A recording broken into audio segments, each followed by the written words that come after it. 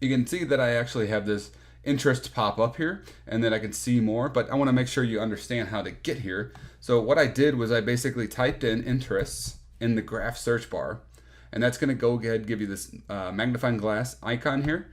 Click that, and then we're back to where I was. So right here is where you can either hit see more or the pages here. I'll go ahead and hit see more. So, and I'll zoom in again. This is going to show you, and I have to block out some of these things just for integrity purposes on my pages.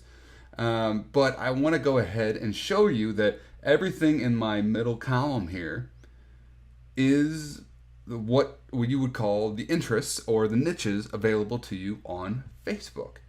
So you can actually scroll through here and you can see firefighting. We're going to actually use this one as my example in the following part of the video.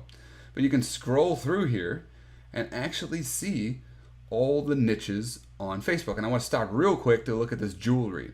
Now you might be confused here. Now while this is obviously, if you're going to get into the physical product selling, you're going to want to sell jewelry, right? But at the same time, this is more of a category. You can target it, but that's not going to utilize the power of Facebook. So this is more of a category in the sense that it has no real meaning behind it. And you can offer a jewelry item to someone targeting this, but you're not going to get the full advantage of Facebook. What you're going to want to do is sell something like a ukulele necklace targeting this interest, right? That's an interest on Facebook. This is more of a category. This is a type of product. That's not the same thing. I hope that makes sense. I just want to cover that really quickly. So what I want to do now, like we said, we're going to stick with the firefighting interest or firefighter, and we're going to go ahead into our ads manager. And up at the top here, you're going to see tools. You're going to click this and hit audience insights. And that's going to bring up my favorite tool in all of Facebook. You're going to want to go here. And if you've never been in here before, that's perfectly fine. Again, if you're more advanced, you've been in here before. So what we're going to do real quick is cover the basics. So we're going to look at all the United States, 18 and above. Gender is both men and women, and we have no interest selected. Something to note here, this gives us a great baseline against the general population of the United States Facebook community. So we have 54% of it being women and 46% of it being men. And when we go into market segmentation, actually a little bit more in this video here in a second, we'll show you why that's important to understand. And it'll give you some signals on some actions you need to take to make sure you're targeting correctly. So if I was going to go after the interest of firefighter, I'm going to go ahead and select that. I now have 59% of this audience being women and 41% of it being men.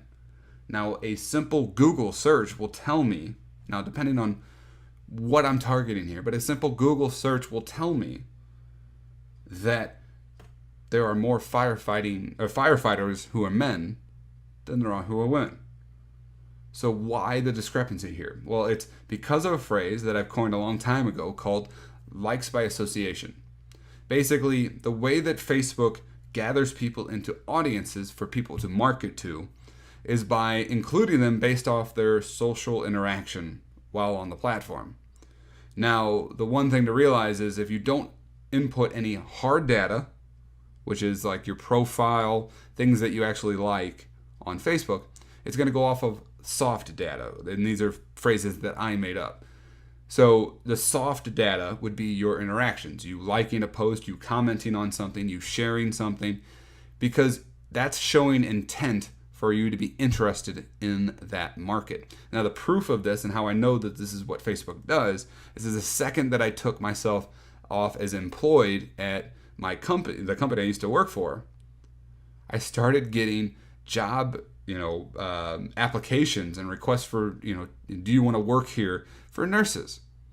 A couple places in North Carolina asked me if I wanted to work for them as a nurse. I'm not a nurse. I wasn't a nurse at my day job, but I've been selling nurse shirts for 2 years. So my interaction with the market, my interaction with pages and likes and things like that has made me be included in part of Facebook's audience. So that's how they build up things for people to target. Now, that can be really, really powerful if we understand it, or it can be really detrimental, because that if you target an audience with a large portion of it being likes by association, you're not going to get great results. So if I'm trying to sell something to firefighters here, a simple Google search tells me that I need to cut the women out at first, right? So I'm going to go ahead and do that. I can see that I have 2.5 to 3 million monthly active people included in this audience still. Now, when I go into market segmentation, I'm going to tell you a lot about how to refine this and find good interest to go after. But right now, I just wanted you to focus on, at a top level, we have nearly 3 million people who are monthly and active in here before we really drill down. And that's a great start. So that's how we gauge the presence here on Facebook. Now, the second thing that we're going to do is look for how much competition, or a rough estimate of how much competition is in the market right now. And there's only a 10,000 foot view that I'm going to check this out. I mean, really getting into it, you can do a lot of searches and look around for fan pages and things. But we're going to do a kind of a top level check. And there's two things I want you to focus on when doing this. We're looking for people like me or like you who build fan pages for the sole purpose of selling physical products. And there's a way to do that in a very simple method. Let's go over to the page likes tab. Now you can look for pages here that say I support, I love, things like or very personal messages attached with the niche in the name. So I support firefighters, or I love firefighters, or firefighter moms, or things like that that don't look like actual businesses and are actually community pages will give you a good indication of how much presence has been there and how much presence is there selling physical products, whether it be t-shirts or something else. Another way you can do it in here, but you can also go back to this method here and just type in I support. You can see right away I got I support firefighters, and it's a page. It's a huge page. It's got 846,000 people. And right away, you can see that they have a physical product being sold here on this page. So that's pretty cool. It's an easy way to gauge. It's an easy way to get your head around how many people here are, competitively selling into this market. And if there is a handful of pages, that's good enough for me. If I searched the niche and saw nothing, I'd have to do further research into whether or not I want to sell into that niche. We're going to go into a little bit more of product selection, which you'll see a kind of outside look on Facebook to see how much you can come back to Facebook and see if you can sell that product. So we'll see if you have a lot of sales on an item, then it's a good chance you might be able to come back to Facebook and see if there's a market there for you.